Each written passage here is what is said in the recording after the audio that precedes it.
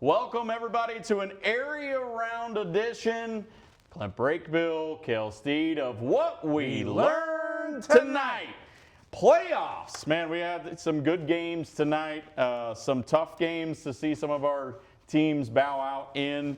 One of those being, let's just start with it, Palo Duro against Anna. They put up a great fight and a tough loss. They had a chance at the end to get into field goal range and just came up a little short, 38-35. What a year for the Dons, though, Yep. man. And we knew this would be a tough matchup with Seth Parr's team. Sure. Out of Anna, so many ties in this game. Yep. What a game, though. What a performance this season by Eric Mims. I think they proved a lot of people wrong. Agreed. To start the year, they only got better. How many hurdles did they go through this year? So many, and I thought they got better each and every week as well. And Good thing is they're young.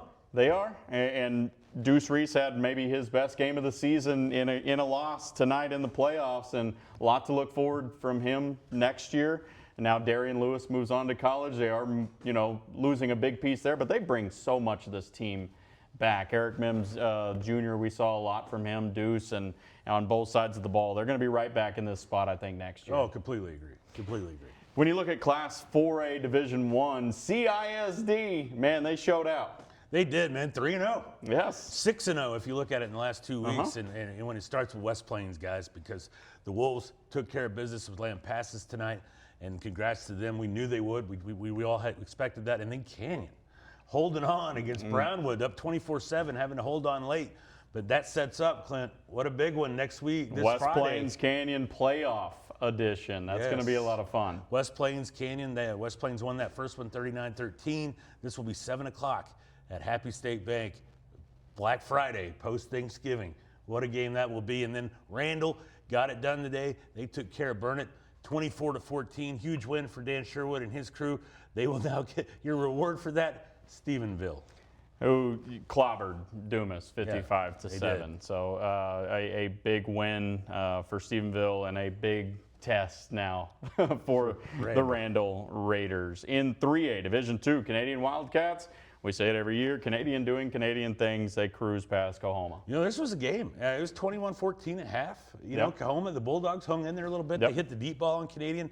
Canadian had a couple of turnovers early with some picks by Weston Mitchell, but second half turned it on and really opened that game up, 56-27. Almost predicted the score to the T. How about that? I was really close. Not many I get right, but I got this one right. That sets up Canadian Idalou. I think this might be the third straight year, the third year out of 4, where they'll play. Remember that classic last year at Kimbrough? Yes. Where Julian Dominguez got that interception to win the game. That game is going to be 2 o'clock, Dick Bivens Stadium, Friday. I love the day games, by the way. Thanksgiving Day games. Lots of them, yes. I love it, so I can't wait for that one. That's an ultimate rivalry game right there. 2A Division I, West Texas High still undefeated. The champions, the tribal chiefs, the tribal Comanches. And how about it, man? What a game this was. I was there. Yeah. I went to Lowry Field on Thursday night and I watched West Texas High. And Cade Winters in the final 9 minutes proved, while he was one of the best players in the region, proved that he was the best player on the field. Both sides of the ball. Both sides of the ball, behind a massive offensive line. Ran in a 16-yard go-ahead touchdown with about 6 minutes left, and then had a huge third down stop and a fourth down sack in West Texas High. 12-0 for the first time since 1989, into the third round of the playoffs since 2019. A fact I wouldn't have believed in August. Spearman playing longer than Panhandle, but that's a fact here in November. Spearman comes up with a 1-point win over Anson. Maybe it's good to be the 3 seed. Yes, it is. It is. They get, you avoid Cisco, and that's what they did. Spearman can run the football with Hudson Swan and Jalen Velasquez. They did it again tonight, and here they are. Third round. Now they get Cisco, who beat Panhandle, the regional favorite, I think, in a lot of people's minds. Yeah, even though they didn't win the district championship, I still think a lot of people viewed them as one of the favorites. And it was sad to see. Tonight was Broxton Robinson's last game as a high school athlete. Now he will go to Army, and we're excited for that. Yes. Hey, tip of the cap for me and myself and Clint Brakebill. Tip of the cap to Broxton Robinson, one of the best. One of the toughest players that I've covered in my time here. Stratford and Bovina. Let's go to 2A Division II. Stratford Elks, man, that defense as I like to say, hockey terms, stood on their head. They swarmed. Rick was there with us tonight, Rick Villarreal. You're a fantastic photographer. Yep. I don't think Tahoka had 2 first downs in the first half, maybe 4 or 5 for the game. And this offense got going early with Chase Lanelmy. Darius Jones had a big game. Yeah, this defense hawked them all night long, and that sets up Cinderella, Bovina, the Mustangs. Yes. Who would have thunk it 3 weeks ago? But here we are behind Angel Laura and behind, I'm blind, Alex Herrera, who had 128 yards. First time Bovina's been 3 rounds deep since 2011, Clint. Now, this is a team that had to win to get in. This is a team that knocked off the #1 seed, a back-to-back district champion in Hale Center. This is a team that lost to Seagraves earlier in the season, 37-0, and avenged that in the area round, 24-16. They can run the football. It's going to be one of those games that we like to say could happen in a hurry, Stratford and Bovina. Buckle up, because this I don't think will be the same result as what happened last time. Angel Laura is a football-playing jack, but Stratford, we know the tradition.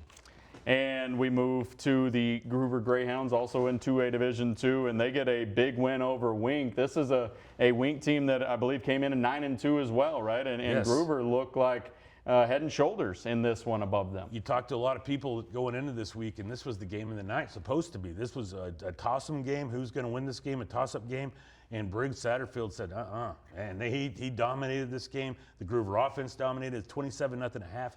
They win going away. Greyhounds have turned a corner, and they are playing well. They now get ropes. That'll be at 2 p.m. at Happy State Bank Stadium on Friday. What a doubleheader at Happy State we got with ropes, who's a very good football team. Assistant coach Cameron Copley, by the way. And in 2A Division II, if you deal with a couple of injuries, you're dealing with, you can times that times 2 because they play both sides of the ball. I think with Groover, we saw them very banged up and injured midway through the season. Now some of those players that were injured during the regular season, like Mason Langford, stepped up big in their win, and now they're starting to get a lot more healthy. Yeah, they look gelled. They look gelled right now, so that'll be good. And then 1A, Clint, I know you wanted to talk 1A. And still undefeated Miami Warriors, man. How about them? They had to pull out rabbit out of the hat, but they got it done. One team remaining in 6-man, and that is the Miami Warriors. I am never listening to my podcast partner, Craig Sperry, ever again. Craig, you're done. You're fired. Yeah. He said Miami wasn't going to win this game, folks, so I believed him. And, boy, they knock off Sands late in the final 2 minutes of this game, and the Miami Warriors, not only are they undefeated, they're moving on to the 3rd round to play Klondike. To play Klondike. What a win for Paul Hale's team. This Miami team seems like one of those teams of destiny. Yeah, absolutely. And things don't get easier in the 3rd round as they're going to take on a Klondike team, I believe, that's ranked #2 in some polls. And so, but they did a good job against Sands, who I saw was ranked #4 in the Dave Campbell's poll. So, and they were ranked behind them, and they got it done 58-57. We'll see what happens in the 3rd round. I love that a lot of these games are much closer to us, so we get to see some of these. And like you said, earlier in the day as well. So it's supposed to be a little cooler day after Thanksgiving, but 2 o'clock with the sun beaming down, I think we're going to be all right. You have a happy Thanksgiving, my man. Yeah, and this has been so much fun. We're going to try and continue this, even though this is the final edition of the locker room. We say it each week before we start that this is one of our favorite parts of the week, and it's been one of my favorite parts of the season. That's Kale, Steed, Clint, Brakebill, and that's what we learned tonight.